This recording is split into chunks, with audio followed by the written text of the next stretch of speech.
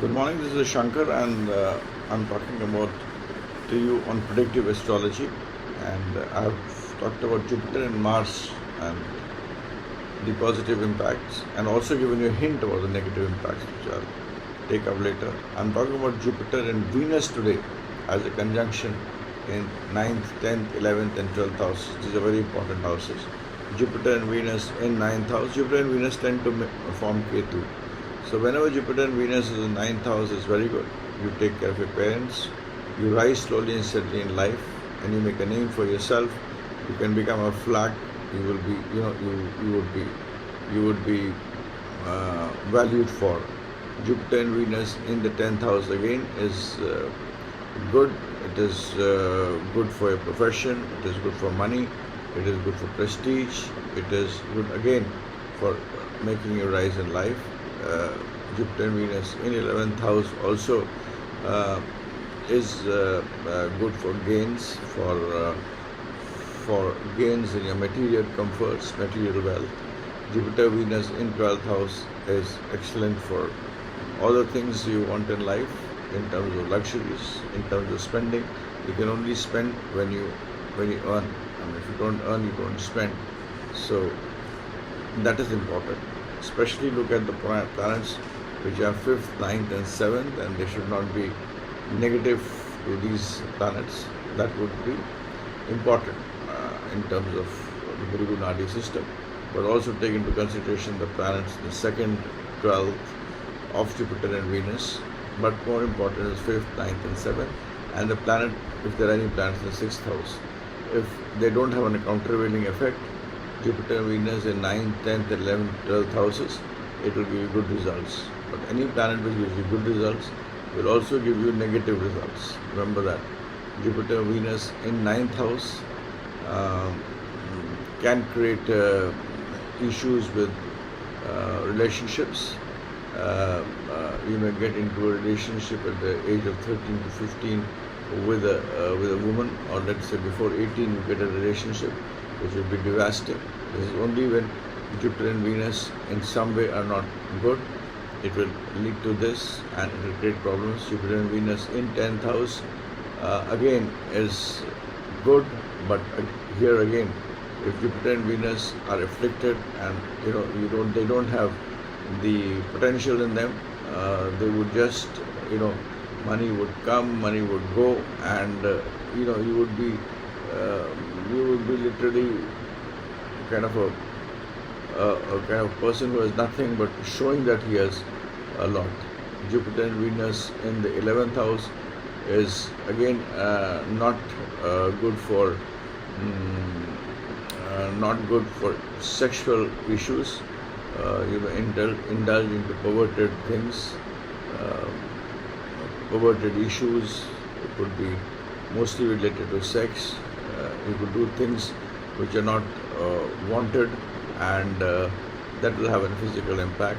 Jupiter and Venus in 12th house is never good for speculation. You will lose money due to speculation. So all these planets have the positive and negative impacts. And I've seen, while I'm doing astrology, you tell the positive impacts, the person is not interested. But you tell the negative impacts, they are right, and he comes again and again to you because they are somewhere right. But remember, that is destiny, and Jupiter and Venus therefore will give good results in various aspects, but also give the bad results, and the bad results will be more pronounced depending upon the other planets which are there in the 5th, 9th, 7th, 2nd, and 12th, and also the 6th from the conjunction which I have told you of 9th, 10th, 11th, 12th. If pure, very good. But then even there will be shades of the negative impacts. I have tried to explain you. So it is important that you both understand that there is nothing positive. Every planet is positive which have negative.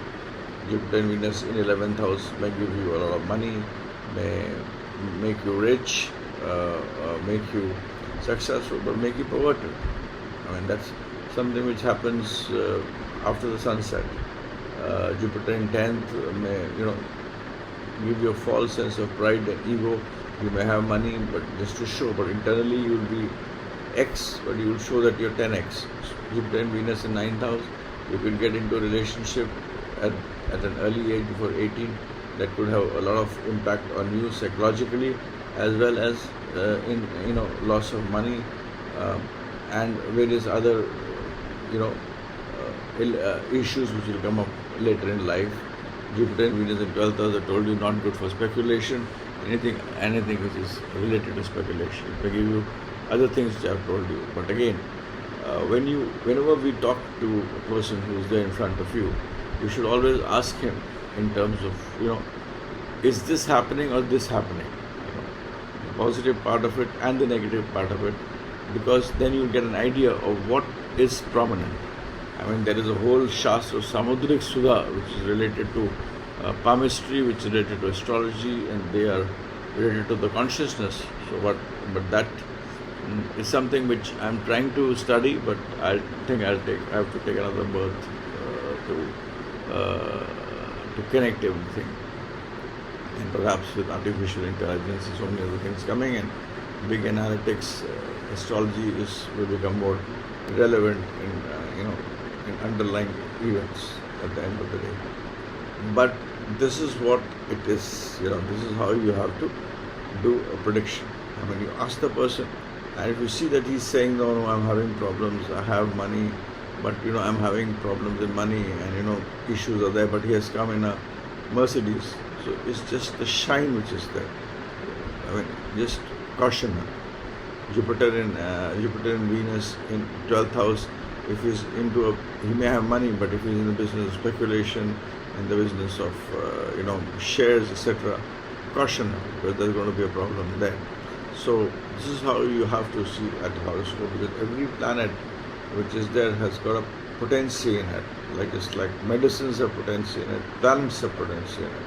It's the same medicine of 100 milligram, the same medicine of 2000 milligrams. So is life also. Every planet you are born with certain potency, which is your past karma. So a beggar and a billionaire may have the same thing. A beggar may just have 1% of what a billionaire has in terms of what he's carried forward in his DNA. And there is a complex structure which has been explained in our Vedas, which divides our brain into various kinds of parts. And actually it is the interrelation of the various compartments in the brain which leads us to act, react, and destiny to form it. There is a whole process of DNA. There is a process. There is a part of it where you have your free will, but that free will is also inside your system only. It's only to that extent you can use it. So important is to understand, to take a little hint from the person who is sitting in front of you. I mean, to do astrology in a very professional and nice way, and then predict what can be done, and that is caution for it. So this is my way, and I hope you like it. Last video I told you about Jupiter and Venus, 9th, 10th, 11th, 12th, the positive results. This video I've told you about Jupiter, Venus, 9th, 10th, 11th, 12th, the negative impacts, because these houses are more important in terms of material benefits which people are looking at. I've also talked about Jupiter and Mars in one of my videos. I've told you about the positive effects. I will also cover in some video about the negative impact. It is just that when I read my notes, whatever I see, I put it on the video for the good of people. So this is my take, and this is it for today.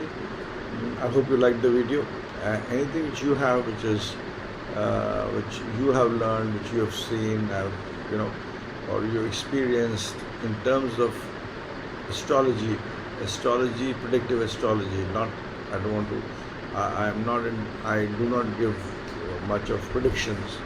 I do not. Very rarely I'm into. I do it rarely. I mean, I'm not professional. I don't really give predictions. To a few, yes, I do. But what is important is my research, and if you can add to that with your experiences, I will try to propagate it, tell people, use it, put it in my book, put it on YouTube, somewhere at some place it will get utilized.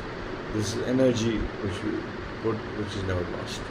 Thanks and bye for now. Have a good day.